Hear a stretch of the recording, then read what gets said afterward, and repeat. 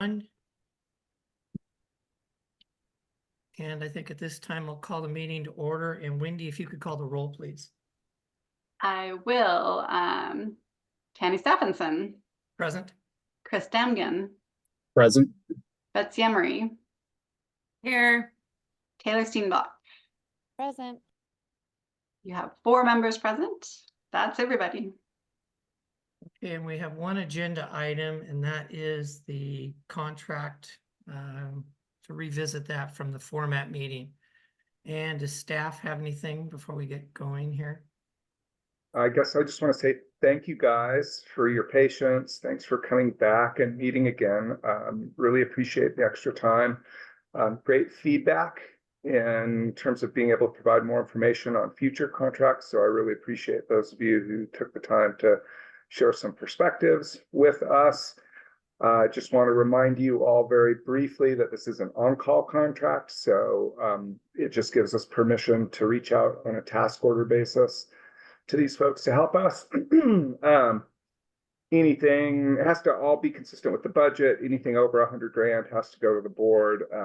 This will transfer over to the urban board upon dissolution, but the urban board's not obligated to use it. Pretty consistent use of these types of contracts across public agencies. And then just want to make sure you know we did do a really thorough competitive process to select the folks we'd like to get a contract with. There's about $2,500 or so in your consulting budget for SDIC for the remainder of the fiscal year that we're planning to use to fund the onboarding work that will happen prior to dissolution. The onboarding will help the team that we hope to contract with get up to speed on the real estate issues and holdings and easements and other things that we need in SDIC to keep moving forward with the design and construction work to maintain accreditation. So with that, just one last time, thank you so much for taking the extra time. Regrets for not providing more information, and really appreciated the feedback to help us get you more. We're happy to answer any additional questions you may have. And that sun is, I'm gonna have to move. It's that simple. Okay, are there any questions for staff? Chris Damkin. Thank you, Chair. Thank you, Jim and staff, for providing additional information. Can you clarify again, is the urban board actually also needing to approve this? I understand the legacy boards needed to do it, but that's been one stumbling block for me mentally, is that, you know, we're being asked to authorize this money, but it's really the urban board successor that's doing it. So I'm curious, even though it is an ad hoc by pretty much every measure board, is the urban flood safety board also needing to authorize this work? And if not, why not? Amber or Lori, you want to take this one? I can take it. So the contract will be with SDIC, not the urban board.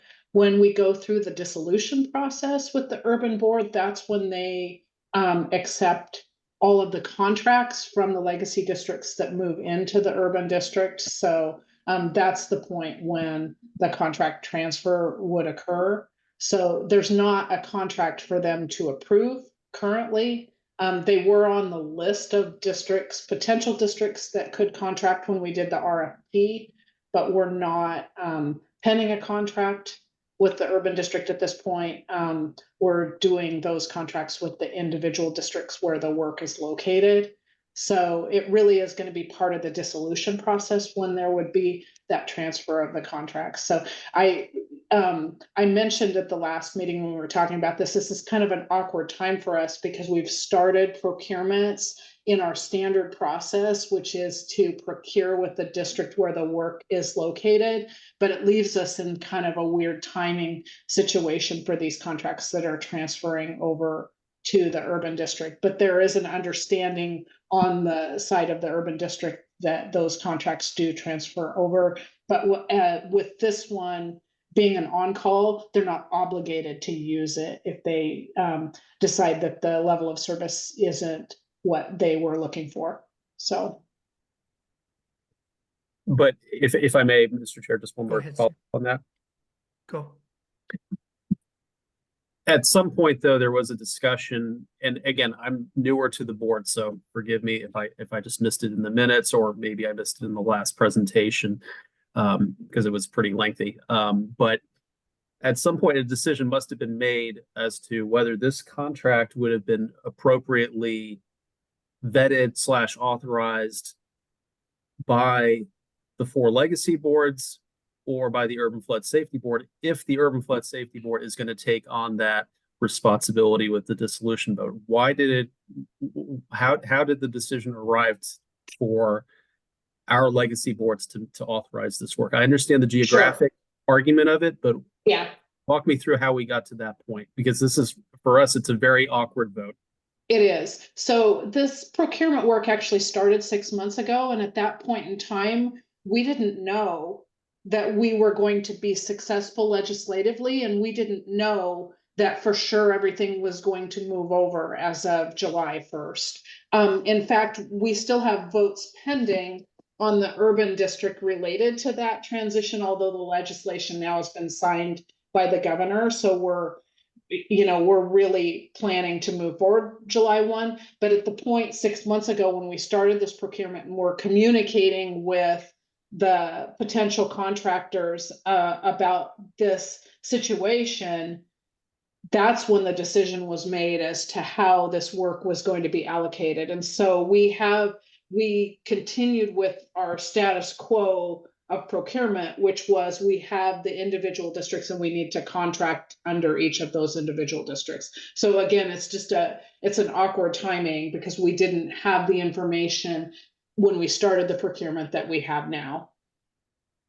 Thank you. You're welcome. Taylor Steenblock. Hi, everyone, and sorry I wasn't present for the last meeting, so I'm trying to catch up here. So I just wanted to maybe make sure I'm on the right track for understanding what we're talking about. So this is sort of like a contract that's part of the regular business that SDIC would do as a drainage district. So it's not that we're doing this and then, we're shifting because of the legislation. This is it's not that it's not related, but this is like something we would be doing regardless of the legislative process. So when we go for dissolution, regardless of whether it's a new contract or an old contract, the dissolution process will take into account any existing contracts, right? And then the new Urban Flood Safety Board, when the dissolution occurs, that board will then have the authority that we have now to consider or reconsider something. So like if the new board decides that this doesn't serve their better or best interests, the new urban board will be able to make that decision in the future. So what we're making now isn't binding the urban board. Is that right? Like, I guess that's my question is, are we binding the future board, or when dissolution occurs with all contracts, will they be able to reconsider something if they would prefer to go a different direction?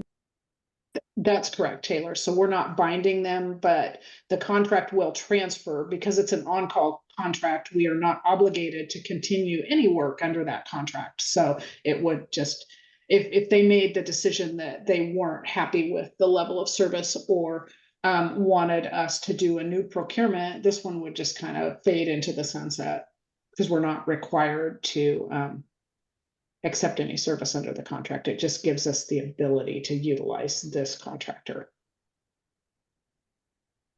Okay, and then sorry, one more follow-up, Sure. if that's okay. So, and you were saying, I know you're not authorized or you're not required to use the full amount of money under this contract. Mhm. So we would just be spending whatever is in the budget, right? Like we would Correct. this would never allow staff to authorize something that we couldn't afford and then have to bring it back to us to find that money elsewhere. No, there's two limits, right? With an on-call contract, what we do is we assign work to the contractor using a task order.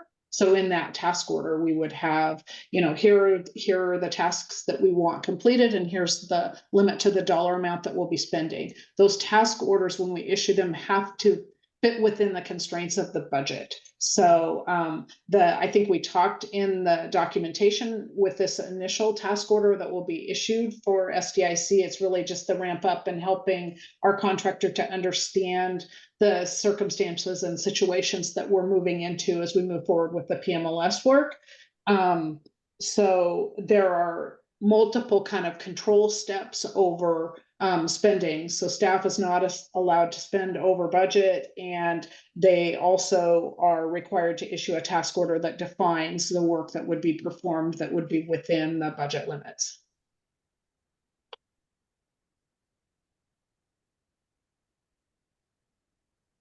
Any other questions? Not so much a question, but I just kind of wanted to address that, like, my abstention at the last meeting is the reason that this vote tanked. And I just want to clarify that, like, that was not really my intention with choosing to abstain. And I went into the meeting with the intention of voting in support of this measure. And I plan to do that today as well. Support the vote, but I just feel like as a result of the conversation that occurred and the depth of questioning, I appreciate that staff has hopefully internalized the value of more information is better, especially as we are moving into, you know, we're in a strange time. We're in a transitionary space, and I think that has resulted in some, you know, desire for a deeper level of understanding about what is happening and how our votes are related to the transition and how our votes are related to the broader Urban Flood Safety Board. And so while I regret that my abstention tanked the vote, if you will, I do think that there was some value for staff coming out of that in terms of recognizing the need for even just prepping board members more so for what you're requesting our votes to be, and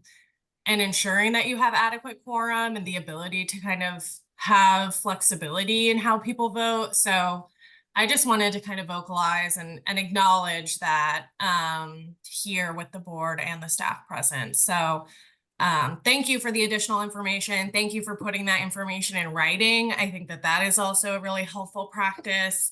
And I hope that moving forward, you know, that level of and depth of information can continue as we negotiate a transitionary space for all of us. Thank you, Betsy. Mr. Damkin?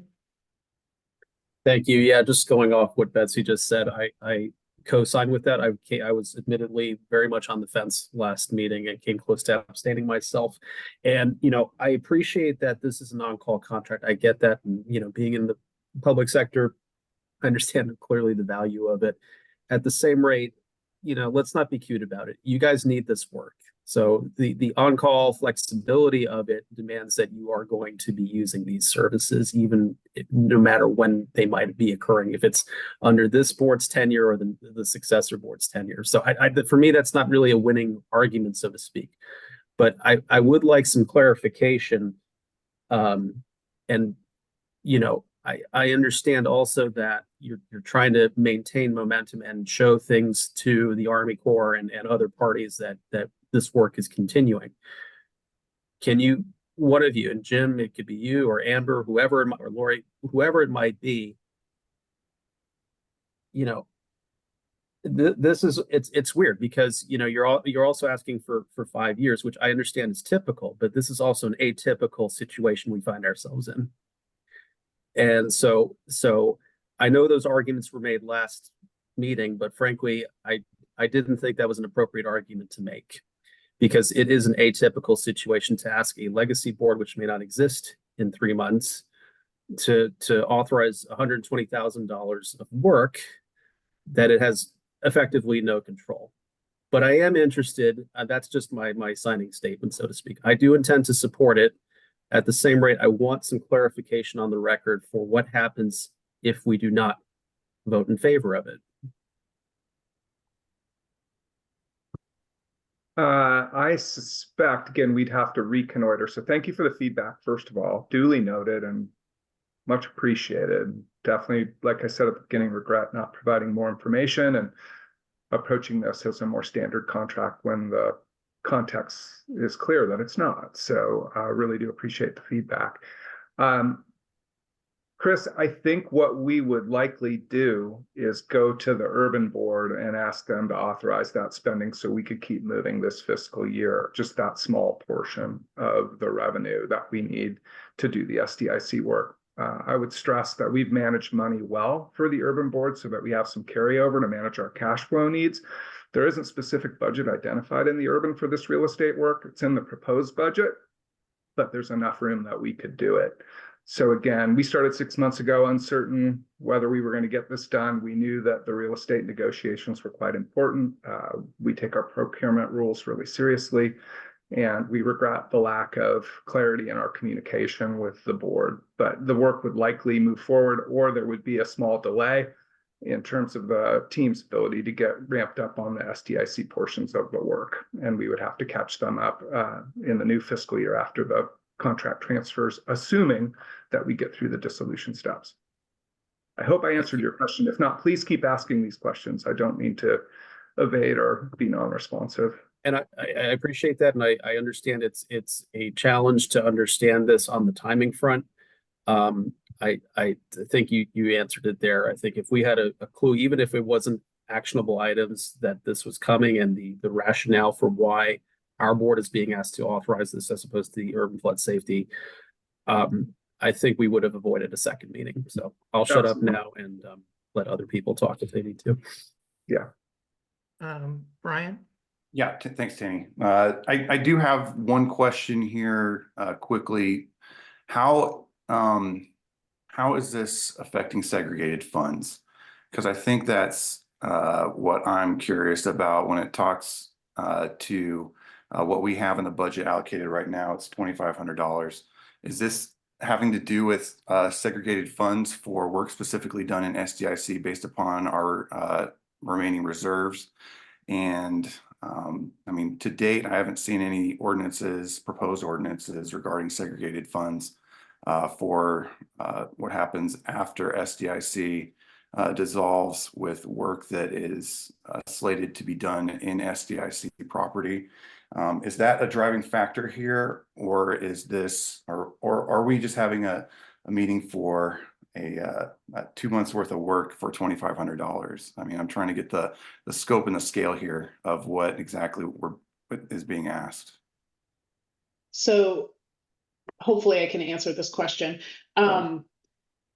This is work that would fall under the PMLS project in the SDIC district. And so, yes, even in future years where we're reserving the remaining SDIC cash balances to only be used within that district, this would be work that would fall within those segregated funds and would utilize those segregated funds. So yes, it is. So even going forward, for those dollars that are remaining, this is the type of work that would be charged to those funds. All right. So SDIC board, based upon that, I would have you consider approving this under the condition that there is some sort of ongoing ordinance that actually sets up those segregated funds. I mean, because to date, I haven't seen anything regarding that. And to the extent that this is going to be put together using those potential segregated funds, I think that it would be important for us to understand that that's actually going to happen, because the last thing I want to have is the understanding that there's going to be some funding there for SDIC using SDIC money, that here comes July 1st and everyone's gone and there's no ordinance for that. Do you know what I mean? It's actually in the proposed budget. So we're in the very early phases of the budget process for the urban district, but the segregation of the funds and the utilization of those segregated funds is within the urban budget. Yeah, that's just what I was going to say. And we have draft ordinances that Jeff Condit's put together that should start circulating here in the next week or so, consistent with the packet releases. So it is our intention to fully restrict those funds. And I appreciate you bringing that up, Brian. Yep.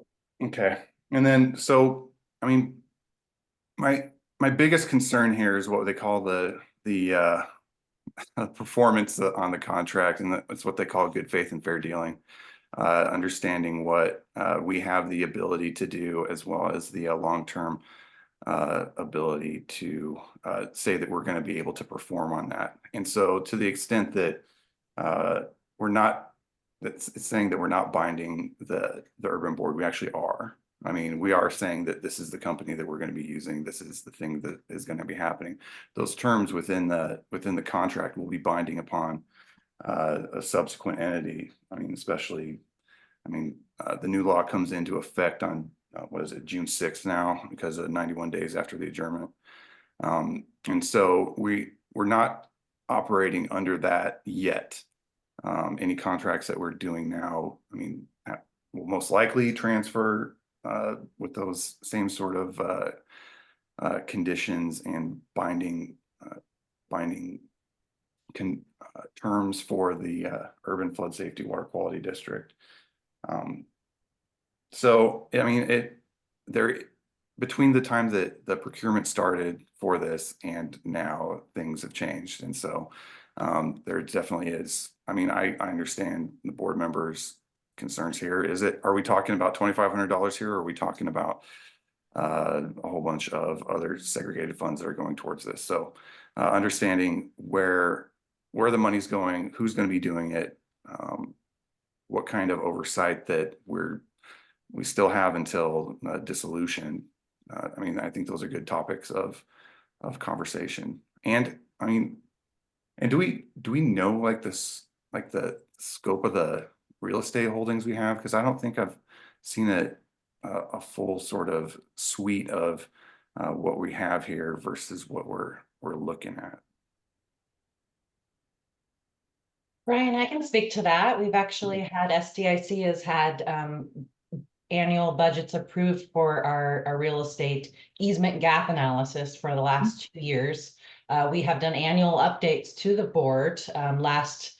Last year, I believe in January or February for the SDIC board, we did an in-depth,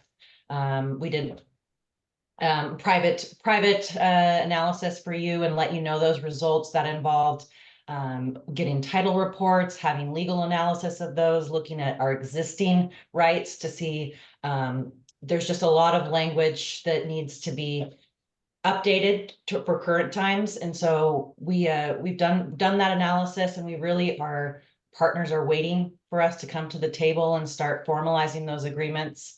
So this is what propelled the need to get this contract. Oh, fair enough. I mean, when you talk about partners, are you talking about the landowners that you've approached to enter into these negotiations, and they're waiting for us to come back with a revised easement agreement, or what are we talking about?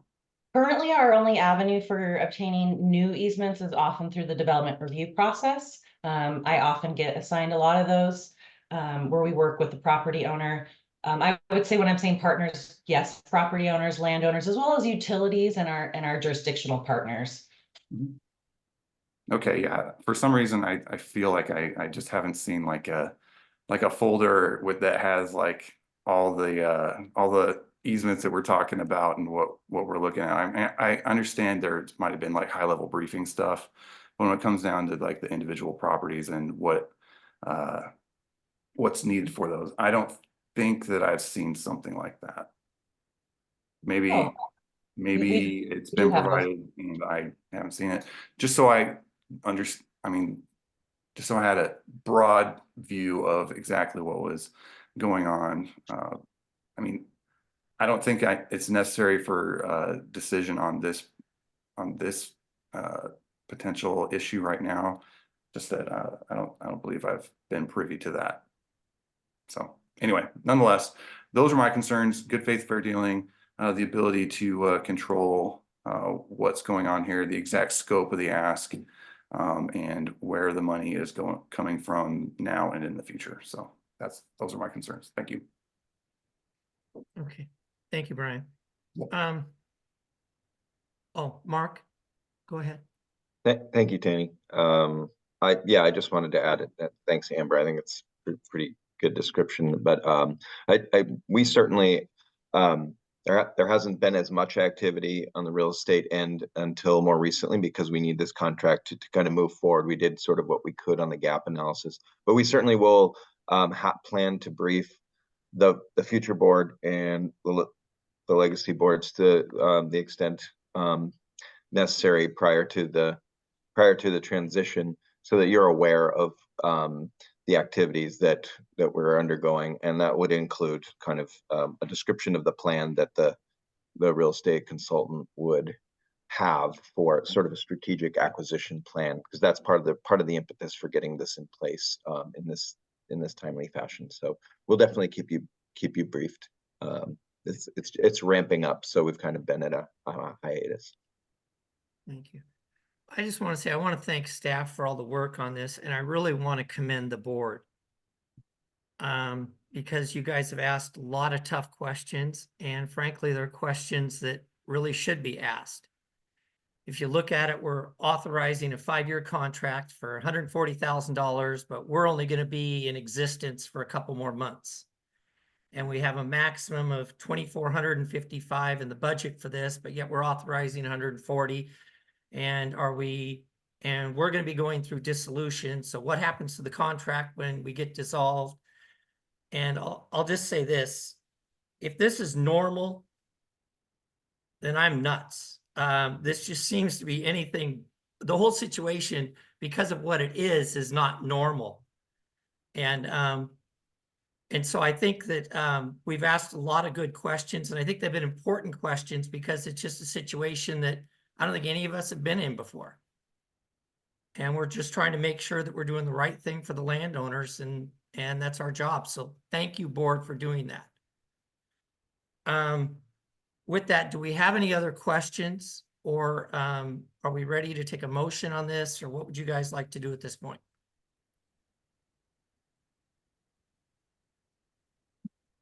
I'm happy to move to a vote, Mr. Chair. All my questions have been answered. Thank you. Okay. Any other discussion at this time? Okay. You guys are quiet. Go ahead.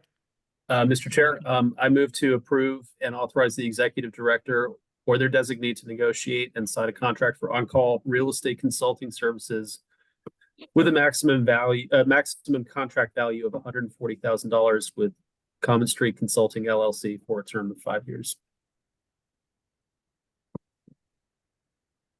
I'll second. Okay, we have a motion and a second to approve the contract. Let's do a roll call vote.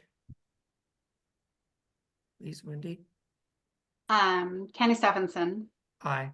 Chris Damgan, Aye. Taylor Steenblock, Aye. Betsy Emery. Aye.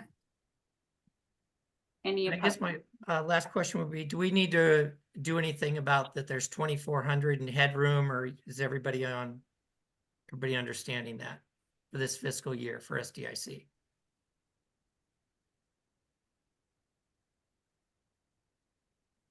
Right. I think Jim has his hand up. Jim?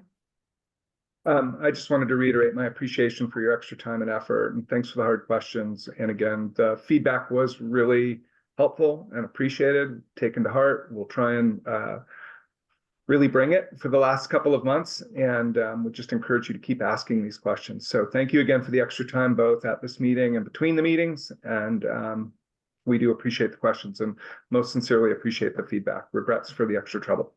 Thank you. No problem. No trouble. Mr. Chair, So- can you restate your question again? Yeah, do we need to address anything with the 2,455, or is that just all good because that's what's in the budget?